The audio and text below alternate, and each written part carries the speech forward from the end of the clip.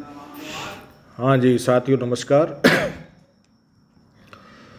आज जो हम इस वीडियो के अंतर्गत, ये वीडियो में भारतीय इतिहास का भाग नंबर 40 और इसके अंतर्गत हम जो आज चर्चा करेंगे अगस्त प्रस्ताव और क्रिप्स पीरपुर रिपोर्ट के बारे में भी थोड़ा सा बताएंगे और फिर उसके बाद शिमला समझौता।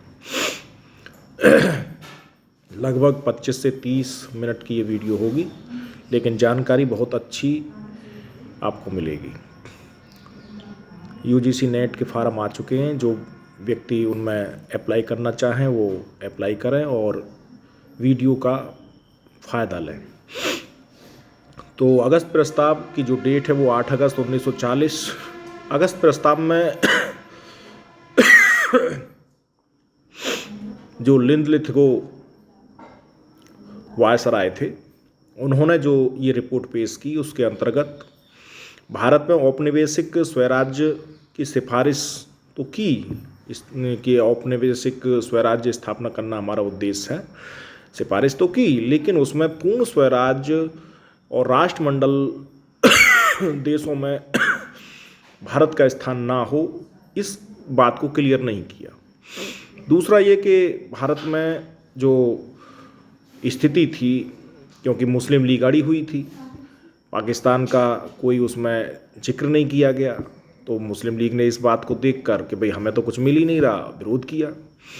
और कांग्रेस ने भी इस बात को देखकर विरोध किया कि इसमें पूर्ण स्वतंत्रता, जो संप्रभुता संपन्न राष्ट्र वो बनाना चाहते थे, आज़ादी लेना चाहते थे और राष्ट्रमंडल देशों में अपना स्थान कि भाई ब्रिटेन के अधीन हम बिल्कुल भी नहीं रहेंगे, वो स्पष्ट नहीं थी।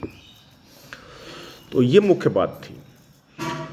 अल्पसंख्यकों की स्वीकृति के अभाव में सरकार किसी भी संवैधानिक परिवर्तन को लागू नहीं करेगी, यह आश्वासन तो दिया, लेकिन स्पष्ट नहीं थी। तो इसलिए अगस्त प्रस्ताव को बहुत जल्दी ही डिनाई कर दिया गया, अस्वीकार कर दिया गया। अब आते हैं पीरपुर रिपोर्ट पर, क्योंकि पीरपुर रिपोर्ट के बारे में मैं थोड़ा सा बता दूं। ये जो पीरपुर रिपोर्ट है, ये 1937 के जब चुनाव हुए तो उसमें मुस्लिम लीग का जो प्रदर्शन है वो इतना अच्छा नहीं था। तो प्रदर्शन अच्छा क्यों नहीं था, इस गलती को थोपने के लिए ये रिपोर्ट जारी की गई और इसमें जो एक समिति बनाई गई, उस समिति के अध्यक्ष थे राजा मोहम्मद मेहदी, और राजा मोहम्मद मेहदी उस समिति के अध्यक्ष थे और इस समिति को ही पीरपुर रिपोर्ट कहा जाता है। 1938 में ये रिपोर्ट आई और इन्होंने भारत में संसदीय प्रणाली के लिए कांग्रेस को कहीं हद तक दोषी ठहराया और अनुपयुक्त बताया। कांग्रेस को हिंदुओं की पार्टी तक कह डाला।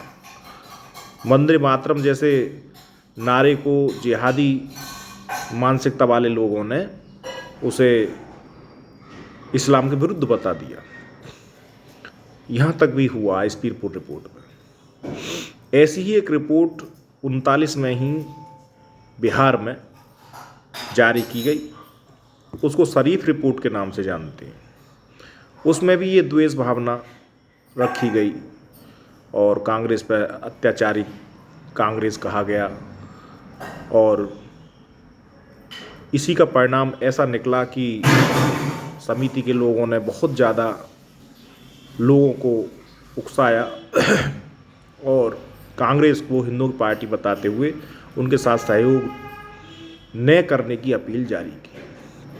तो ये पीरपुर रिपोर्ट के कुछ अंश हैं। इसी रिपोर्ट के आधार पर हमारा जो जून से लेकर जुलाई 1945 तक जो सम्मेलन शिमला में हुआ, वहाँ वो चीज़ बिल्कुल स्पष्ट क्लियर दिखाई दी, क्योंकि ये इन 5 सालों में बढ़कर इतनी ज़्यादा बढ़ चुकी थी कि वो सम्मेलन संभव ही नहीं हो सका। वहाँ उस सम्मेलन में सबसे ज़्यादा जो चौंकाने वाली बात थी वो 2 बात थी। एक तो ये कि उस सम्मेलन में गांधी जी शिमला में होते हुए वो शामिल नहीं हुए। जबकि वो शिमला में ही थे, लेकिन वे उस सम्मेलन में शामिल नहीं हुए। जबकि और जो लोग थे, अबुल कलाम आज़ाद, मोहम्मद अली जिन्ना, लियाकत अली जो प्रधानमंत्री बने पाकिस्तान के, और जो जिन्ना थे ये गवर्नर बने थे पाकिस्तान के, ये दोनों मौजूद थे। अबुल कलाम आज़ाद मौजूद थे, जवाहरलाल नेहरू मौजूद थे। तो उसमें महात्मा गांधी शामिल नहीं हुए। एक तो ये चौंकाने वाली बात थी। दूसरी बात उसमें ये थी कि मोहम्मद अली जिन्ना ने ये शर्त रखी कि इसमें मुस्लिम लीग के मुसलमान ही भाग लेंगे, कांग्रेस में जो मुसलमान हैं वो इसमें भाग नहीं लेंगे। कांग्रेस ने इस बात को माना नहीं, बोले ऐसा कैसे हो जाएगा, जो हमारे साथ मुस्लिम लोग काम कर रहे हैं कांग्रेस में वो शामिल क्यों नहीं होंगे, वो तो रहेंगे। तो बस यहीं से उनमें मामला नहीं बना और ये पोस्टपोन्ड हुई बैठक। इसलिए वो समझौता, शिमला समझौता जो हम करना चाह रहे थे वो हुआ ही नहीं। जिस उद्देश्य के लिए उसे बुलाया जा रहा था वो बात शुरू में ही बिगड़ गई। वहाँ उद्देश्य ये था कि भाई कैसे भी इस पाकिस्तान को आप राष्ट्र को मत बनाओ और हम दोनों हिंदू मुस्लिम मिलके इस भारत को आज़ाद करा लें। इस समझौते के अंतर्गत ये सभी लोग इकट्ठा होना चाहते थे, लेकिन जिन्ना भिड़ गए, बोले नहीं हमारे लीग के मुस्लिम लीग के ही लोग शामिल होंगे मुसलमानों में। सभी मुसलमानों को वो अपने झंडे के नीचे लाना चाह रहे थे। उन्होंने कांग्रेस के जो मुसलमान थे उनको नहीं आश्वस्त किया कि नहीं आप कांग्रेस की ओर से शामिल नहीं होंगे, हमारी ओर से शामिल होंगे, क्योंकि मुस्लिम लीग को चलाने वाले उस समय जो सुप्रीम लीडर थे वो जिन्ना ही थे। और अंत में फिर जिन्ना इतने विवश हो गए कि उन्होंने प्रत्यक्ष कार्रवाई दिवस तक मना डाली 16 अगस्त 1946 में। तो ये जो प्रत्यक्ष कार्रवाई दिवस थी ये बिल्कुल अंतिम विकल्प था उनका। चारों ओर से जब उन्हें कोई आश्वासन ही नहीं मिल रहा था, सभी समझौते से वो दूर हटते चले गए और अंत में फिर वो कत्लेआम भी हुआ। और कत्लेआम में कितने लोग मारे गए। जब उस कत्ल की भूमि पर पाकिस्तान का जन्म हुआ। तो ये इतिहास कह रहा है। अब इसमें हम चर्चा करते हैं क्रिप्स प्रस्ताव की, क्योंकि क्रिप्स प्रस्ताव को मैं और बता दूं फिर मैं इसी बिंदु पर वापस आऊँगा। क्रिप्स प्रस्ताव की जो शुरुआत है वो 11 मार्च 1942 को इसकी घोषणा की गई थी। 23 मार्च को ये मिशन भारत पहुंचता है और 30 मार्च 1942 को वो अपनी घोषणा करता है। अब इस क्रिप्स जो स्टेपफोर्ड क्रिप्स थे इनको भेजा तो इसलिए गया था कि भाई युद्ध चल ही रहा था और भारत कैसे हमारा सहयोग करे, क्योंकि जापान ने पर्ल हार्बर वहाँ अटैक कर दिया। वहाँ काफ़ी वो अंदर तक चला आया जापान। उधर ऑस्ट्रेलिया और चीन और अमेरिका ये भी ब्रिटेन पर लगातार दबाव बना रहे थे कि भाई आप कुछ करिए। तो ब्रिटेन ये चाह रहा था कि भारतीय हमारा सहयोग करें और फिर हम भारतीयों को आज़ादी दे देंगे। इसी उद्देश्य की पूर्ति के लिए क्रिप्स मिशन यहाँ भेजा गया। तो ये उसी समय की बात है। उधर सुभाष चंद्र बोस भी लग गए थे। सुभाष चंद्र बोस ने जापानी सेना के साथ सहयोग में बर्मा में ऐलान कर दिया। तो कांग्रेस और एक तरह से ब्रिटिश सरकार काफ़ी उस समय नज़दीक आ गई थी एक दूसरे के। और जब इस क्रिप्स मिशन की घोषणा यहाँ होती है तो इस घोषणा में एक तो अच्छी बात ये थी कि इन्होंने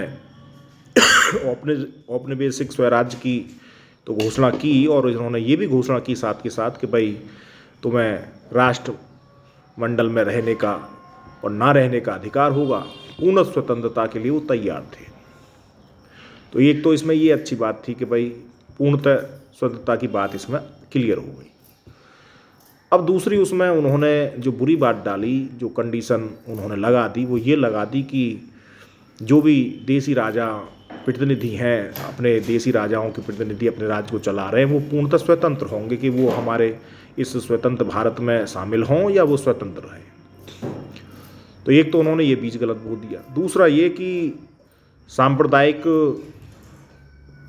जो उन्होंने माहौल देखा और वो समझ गए कि भाई मुस्लिम लीग अपना अलग राष्ट्र बनाना चाह रही है, तो उन्होंने उनके लिए भी ये छूट दे दी कि जो निर्णय होगा वो उनके आधार पर होगा।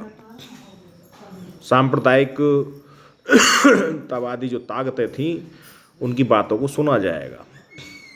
तो अब उसमें सांप्रदायिकता का जो माहौल है वो उजागर हो गया। जब उन्होंने ये बात उजागर कर दी तो हमारी जो कांग्रेस है वो समझ गई कि ये तो देश को तोड़ना चाह रहे हैं। एक तरह से पाकिस्तान की जो मांग है वो पूरी हो जाएगी, ये अपना अलग बनाएंगे। तो ये बात उसमें स्पष्ट हो गई थी। एक तरह से देश विभाजन की बात क्रिप्स प्रस्ताव में उजागर हो गई थी। तो देश विभाजन की बात उजागर हुई, ये गलत बात उसमें थी, लेकिन संपूर्ण स्वतंत्रता मिले ये उसमें अच्छी बात थी। तो अच्छी बात को तो इन्होंने मान लिया कि भाई चलो ये तो ठीक है, लेकिन विभाजन की जो बात आ गई उसमें खुल के, वो बात थोड़ा अपच हो रही थी, तो इसलिए कांग्रेस ने उसे रिजेक्ट कर दिया। लेकिन पाकिस्तान शब्द की बात स्पष्ट ना होने से लीग ने उसे भी नहीं माना।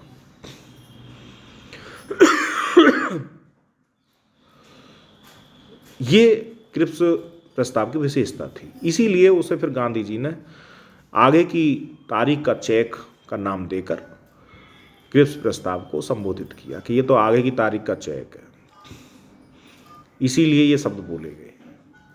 ये इसकी गहराई है। अब अगस्त प्रस्ताव में और क्रिप्स में अंतर क्या है कि अगस्त प्रस्ताव को काफ़ी सुधारात्मक तरीके से क्रिप्स प्रस्ताव में लाया गया। ये इसमें विशेष अंतर है। क्यों लाया गया? क्योंकि इसमें पूर्णतः स्वतंत्रता की बात स्पष्ट कर दी थी, जबकि अगस्त प्रस्ताव में पूर्णतः स्वतंत्रता की बात स्पष्ट नहीं की गई थी। लेकिन विभाजन की बात क्रिप्स प्रस्ताव में डालकर ये सिद्ध कर दिया गया कि देश विभाजन की स्थिति में जा रहा है। ये इसमें बुरी बात थी जो अगस्त प्रस्ताव में नहीं थी। तो ये इन दोनों में मौलिक अंतर है, क्योंकि स्टेटमेंट डाल के यूजीसी में इस तरह से पूछा जाता है, तो आपका कंसेप्ट क्लियर होना चाहिए। इसलिए उसको थोड़ा सा समझने की बहुत ज़्यादा ज़रूरत है। तो अब इन बातों के आधार पर, क्रिप्स प्रस्ताव की बातों के आधार पर अब हम पहुंचते हैं शिमला समझौते वाली बात पर। शिमला समझौते में अब ये बात स्पष्ट हो जाएगी, क्योंकि शिमला समझौते में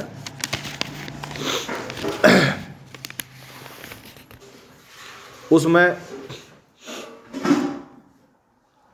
पहले तो ये स्पष्ट कर दें कि उसमें व्यक्ति थे कौन कौन।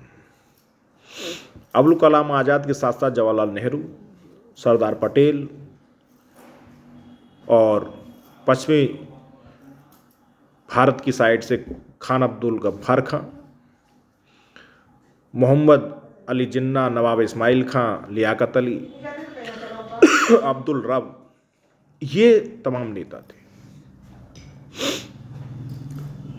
तो इसमें जब ये लीग की बात नहीं मानी गई और जिन्ना की बात नहीं मानी गई कि भाई सभी मुसलमान हमारी लीग के झंडा तले ही इसमें शामिल होंगे, तो ये शिमला समझौता रद्द हुआ। कांग्रेस ने इस बात को स्वीकार नहीं किया और 14 जुलाई तक ये सम्मेलन चला था, 25 जून से 14 जुलाई 1945 तक, लगभग 20 दिन। तो उसमें जब ये बात स्पष्ट नहीं हो पाई तो फिर 14 जुलाई को इस वायसराय ने सम्मेलन को असफल कहकर समाप्त कर दिया। अब वायसराय कौन थे? वेवेल वायसराय थे 1945 में। तो वेवेल ने इस सम्मेलन को, इन दोनों को इसीलिए बुलाया गया ताकि कोई समझौता हो जाए, और समझौता के तहत जब कोई रिजल्ट निकलेगा तो फिर उसके आधार पर एक आनुपातिक प्रतिनिधित्व की बेस पर संविधान सभा का गठन किया जाएगा और फिर संविधान सभा उस संविधान का निर्माण करेगी, जिससे फिर भारत को हम आगे आज़ादी देंगे। लेकिन वहाँ बात अटक गई और ये जो है शिमला समझौता असफल रहा, क्योंकि इन्होंने पहले ही घोषणा कर दी थी कि हम जो संविधान सभा बनाएंगे उसमें आनुपातिक प्रतिनिधित्व की मात्रा पर आधार पर संविधान सभा का निर्माण किया जाएगा। उसमें देशी रियासतों के प्रतिनिधि भी भाग ले सकते हैं। इससे भी अंग्रेज सहमत थे। तो ये शिमला समझौता की बात आपकी आती है। अब मैं जो हमारे यहाँ 1945-46 में जो आम चुनाव कराए गए, उसमें जो हमारे यहाँ टोटल जो कुल स्थान बनाए गए वो 1585 बनाए गए थे। 1585 स्थानों में जो चुनाव हुआ उसके अनुसार 923 स्थानों पर कांग्रेस ने विजय हासिल की थी और 425 स्थानों पर मुस्लिम लीग ने विजय हासिल की थी।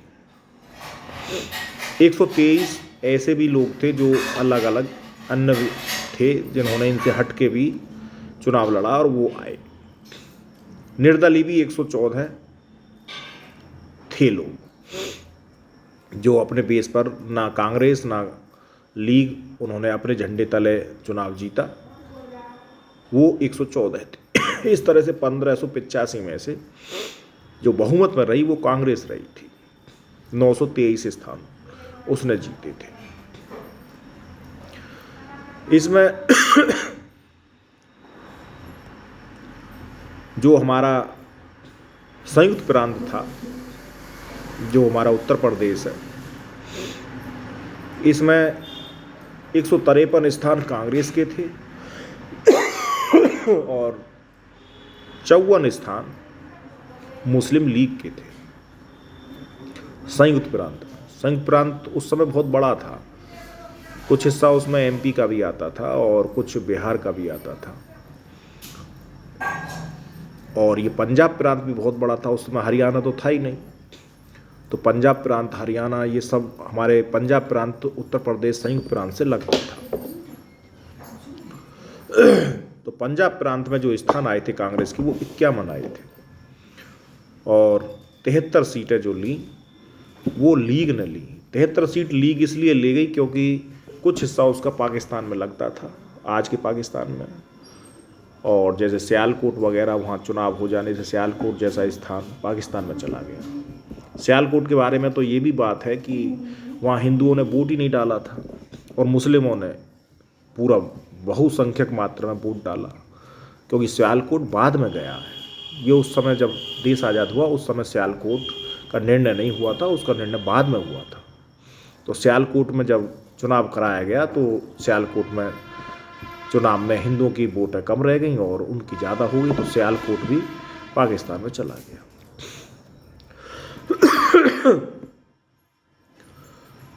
सिंध ऐसा स्थान था, प्रांत था कि उस समय 27 सीटें मुस्लिम लीग को मिली और 18 सीट कांग्रेस को मिली।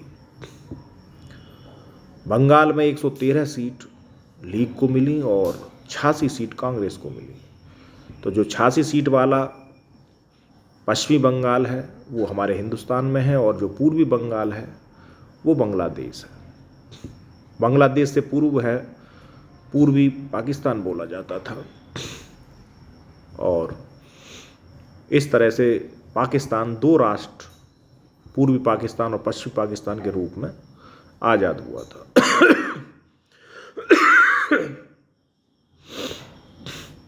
तो यहाँ पर जो चुनाव हुए, क्योंकि ब्रिटेन में लेबर पार्टी की सरकार बन गई थी, एटली वहाँ के प्रधानमंत्री बन गए थे, तो यहाँ पर जब फिर आम चुनाव कराए गए 45-46 में, ये उनके कुछ अंश मैंने आपको बतलाए हैं।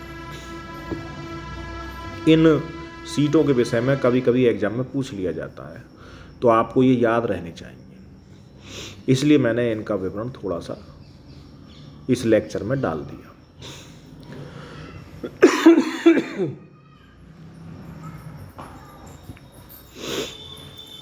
तो ये हमारे कुछ विशेष बातें शिमला समझौते की, पीरपुर रिपोर्ट की, क्रिप्स प्रस्ताव की, अगस्त प्रस्ताव की थी, जिनसे क्वेश्चन बनते। और मैं समझता हूँ कि इन क्वेश्चनों को, इस लेक्चर को यदि आप अच्छे ढंग से समझ लेंगे तो आपका क्वेश्चन आउट नहीं होगा। पीसीएस जैसे एग्जाम में डेट बहुत पूछी जाती है, इसलिए मैं अपने लेक्चर में डेट ऑथेंटिक बताता हूँ। कोई भी डेट में आप गुमराह ना हो, वो सभी सटीक डेट मिलेंगे।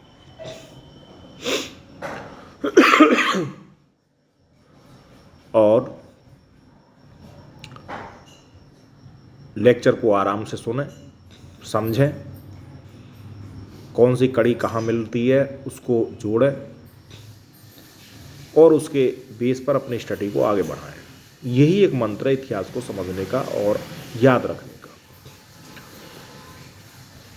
अधिक से अधिक बच्चे जो तैयारी कर रहे हैं वो एक दूसरे को शेयर करें, क्योंकि आपके साथ साथ दूसरे बच्चों का भी भला होना चाहिए।